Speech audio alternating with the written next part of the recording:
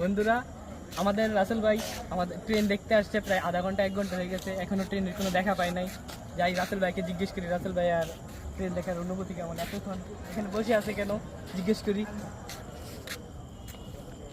রাসেল ভাই, আপনি কি আজকে ট্রেন দেখে যাবেন না এখনই চলে যাবেন বাসায়? ভাই এত দূর থেকে আইসি, অটো ভাড়া, রিক্সা ভাড়া সবকিছু দিয়ে যদি ট্রেন না দেখতে পারি তাহলে সবকিছুই বৃথা না।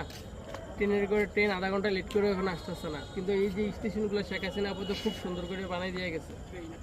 তো যাই হোক, ট্রেনের লাগে অপেক্ষা করতে আশা করি ট্রেন আর 2-3 মিনিটের ভিতরে এসে পড়বো। এদিকে গ্রিন সিগন্যাল এসে পড়ছে, ট্রেন একটু পরে এসে পড়বে, আমরা সবাই ট্রেন দেখে যাবো না। ট্রেনের সাথে একটা ভিডিও অবশ্যই করতে হবে, বহুত দিনের শখ।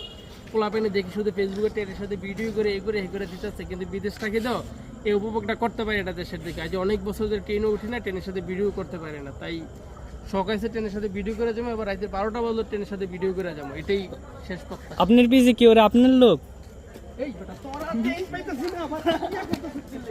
এই যে পোলাপেন দেখছেন ট্রেন পেতেছে না, এটি এসে পেছন দিয়ে মজা নিতেছে। এটা কি মজা নেওয়ার জায়গা? এটা কি মজা নেওয়ার জায়গা? তুই ট্রেন পেতেছে না, এটি পেছন দিয়ে ইউ ইউ ইউ মারাইতেছে।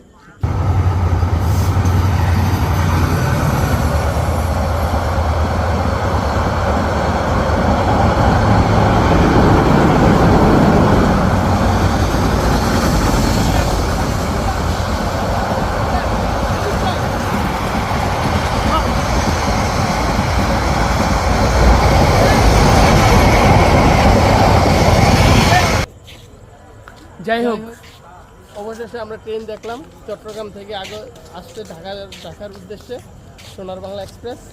তার দেখে মন প্রশান্তি হলো। এবার বাড়িতে চলে যায়, টাটা বাই। এখন আমরা চলে যাব। এখন টাটা বাই বাই, আপনারা ভালো থাকবেন, আমরাও ভালো আছি, আল্লাহ হাফেজ।